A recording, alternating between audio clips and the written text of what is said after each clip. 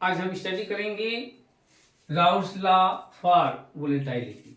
Raoult's ने बताया कि यदि दो वोलेटाइल लिक्विड का सॉल्यूशन फॉर्म किया जाए तो उसमें ईच कंपोनेंट का पार्शियल वेपर प्रेशर उस कंपोनेंट के सॉल्यूशन में मोल फ्रैक्शन की डायरेक्टली प्रोपोर्शनल होता है। क्या बताया भाई? उसने एक डिफिनेशन दिया, बताया कि the partial vapour pressure of each component in solution is directly proportional to its mole fraction. कैसे डिफाइन करेंगे हम? उसको लिख सकते हैं कि the partial vapour pressure of each component in the solution is directly proportional to its mole fraction. इसको हम फॉर्मूले से लिख सकते हैं P I equal P I not into चाहिए। क्या है भाई ये फॉर्मूले में? तो P I partial vapour pressure of component है, P I not vapour pressure of component in pure state है, और चाहिए आई है mole fraction of component. Raoult's ने इसको कैसे डिफाइन किया? दूसरे जो एक वर्ड में कहा कि the partial vapour pressure of each component in solution at particular temperature is equal to the product of vapor pressure of component in pure condition and its mole fraction। हम suppose करते हैं कि दो volatile liquid का solution है जिसको हम component first and component second से डिनोट करते हैं, जिसमें कि फर्स्ट का पार्शियल वेपर प्रेशर P1 और सेकेंड का पार्शियल वेपर प्रेशर P2 है। जस्ट लाइक फर्स्ट का मोल फ्रैक्शन Chi1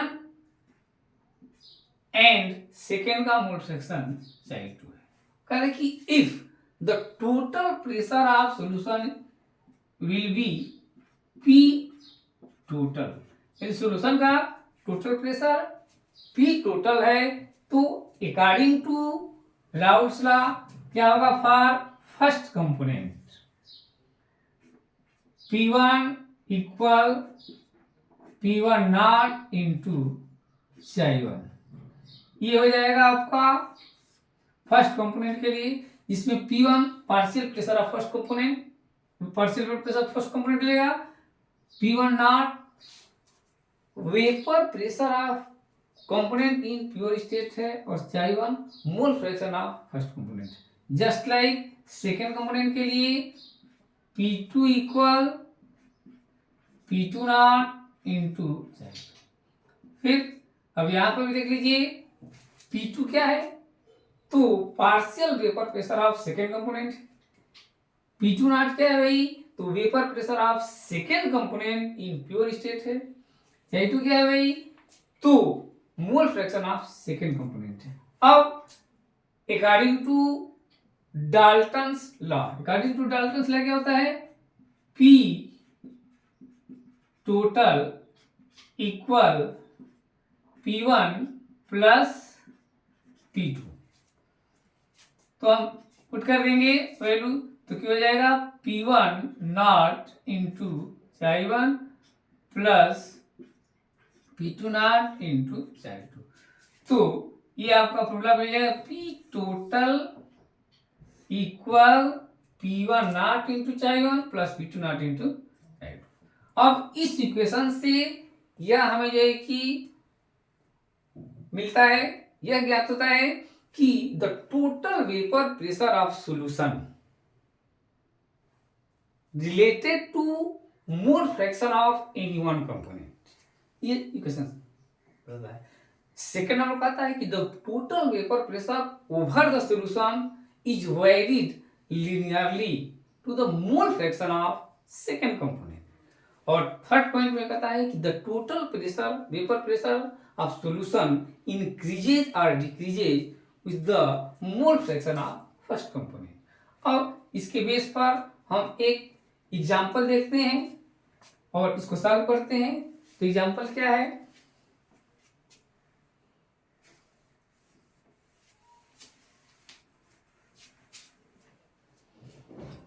कह रहा है कि दो लिक्विड का मिक्सचर है, जो लिक्विड है वो लिक्विड का प्योर कंडीशन में से क्लोरोफॉर्म CHCl3 प्योर कंडीशन में 298 केल्विन पर इसका जो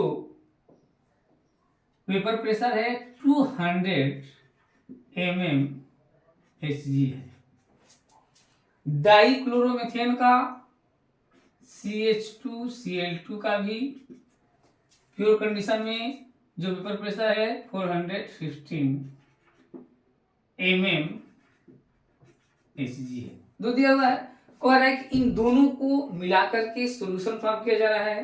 तो क्लोरोफॉर्म का हम ले रहे हैं CHCl3 का, इसका 55.5 ग्राम ले लिया, और डाइक्लोरोमीथेन का 40 ग्राम ले लिया। दोनों को लेकर के मैं मिक्स कर दिया, मैंने मिक्सचर बना दिया। तो कह रहा है कि मिक्सचर बना दिया, तो मिक्सचर बनने के बाद सॉल्यूशन बनने के बाद टोटल प्रेशर ऑफ सॉल्यूशन क्या फाइंड करना पड़ा, total vapour pressure of solution ये फाइंड करना है पी टोटल, और दूसरा mole fraction of each component in vapour phase में, मतलब कि y mole fraction of each component in vapour phase में। दो चीजें हमको फाइंड करनी। तो फर्स्ट ऑफ ऑल हम क्या फाइंड करेंगे, तो फर्स्ट ऑफ ऑल हम फाइंड करेंगे GMM ऑफ CH2Cl2, इसको निकाल देंगे तो हो जाएगा 85। उसके बाद GMM ऑफ CHCl3 क्लोरोफॉर्म का, तो इसका हो जाएगा 119.5। ये दोनों का फाइंड हो गया ग्राम मालिक्यूलर मास। और फाइंड करेंगे मोल, क्या फाइंड करेंगे, मोल। तो मोल ऑफ CH2Cl2 कितना हो जाएगा भाई, तो वेट कितना प्रोवाइड है, इसका वेट है 40 डिवाइडेड बाई मालिक्यूलर वेट है 85, तो ये है 0.47।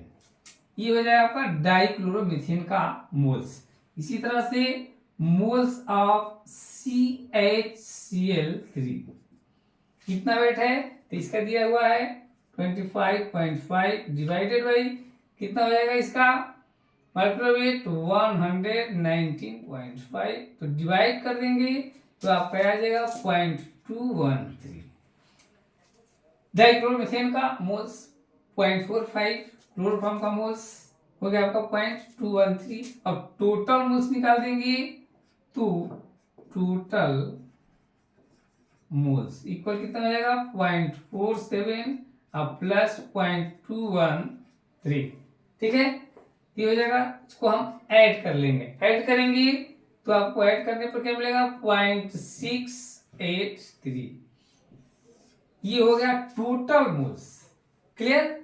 अब हमें फाइंड करना है मोल फ्रैक्शन, क्या फाइंड करना है, मोल फ्रैक्शन ऑफ CH2Cl2 क्या हो जाएगा भाई, तो मोल फ्रैक्शन ऑफ CH2Cl2 हो जाएगा moles of CH2Cl2 by total moles. तो इसके मोल्स कितने हैं CH2Cl2 के 0.47, अब बाय टोटल मोल्स कितने हैं 0.683 डिवाइड कर देंगे तो डाइक्लोरोमीथेन के जो मोल फ्रैक्शन है वो आपका आ जाएगा 0.688। जस्ट लाइक अब क्लोरोफॉर्म का भी CHCl3 का मोल फ्रैक्शन, तो इसका कितना हम फाइंड किए हैं मोल्स 0.213 और टोटल मोल्स कितने हैं भाई 0.683, तो इसको डिवाइड करके आ जाएगा 0.312, दोनों के मोल फ्रैक्शन निकल गया। अब हम यहाँ पर फाइंड कर लेंगे टोटल पी टोटल निकालेंगे, पी टोटल इक्वल क्या हो जाएगा P1 नॉट प्लस ब्रैकेट में P2 not minus P1 not into sine 2। इस फॉर्मूले को हम यूज करके और P टोटल निकाल लेंगे। तो P टोटल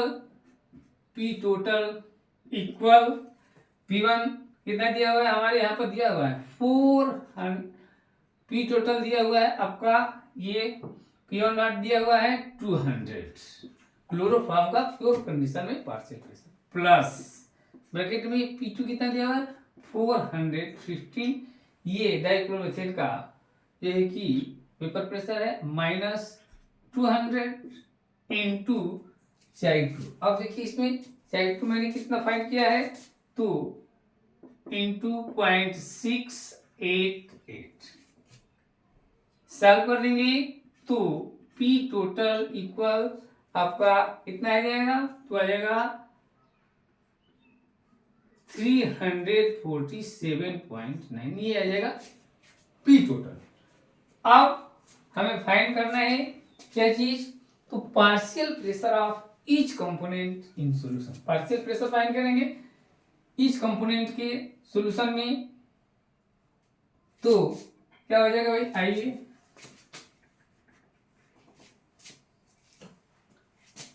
तो partial pressure of CH2Cl2 equal P2 not into Chi2। अब CH2Cl2 का जो पार्शियल प्रेशर होगा क्या हो जाएगा तो इसकी प्योर कंडीशन कितने हैं 415 इंटू 415 इंटू हो जाएगा 0.688, इसका मोल फ्रैक्शन 25, तो इंटू कर देंगे तो आ जाएगा 258.5, ये हो जाएगा डाइक्लोरोमीथेन का आपका पार्शियल वेपर प्रेशर। अब इसी तरह से क्लोरोफॉर्म का निकालेंगे CHCl3 का, तो CHCl3 का जो मोल फ्रैक्शन है वो आया है 0.312 इंटू अब टोटल जो है कि इसका वेपर प्रेशर कितना है 200, तो ये हो जाएगा 62.4। इसका पार्शियल प्रेशर डाइक्लोरोमीथेन का 285.5 और क्लोरोफॉर्म का जो हो गया पार्शियल प्रेशर 62.4। अब हमें फाइंड करना है यह चीज तो mole fraction of each component in vapour phase. तो चलिए फाइंड कर लेते हैं। मोल fraction of CH2Cl2 in vapor phase means Y equal partial pressure of pure component by P total। कितना है भाई इसका पार्शियल प्रेशर प्योर कंडीशन में तो ये आया है 285.5 और P टोटल कितना है 347.9, तो डिवाइड करेंगे 0.82। ये डाइक्लोरोमीथेन का वेपर फेज में पार्शियल प्रेशर आ गया, ये मोल फ्रैक्शन ये आ गया।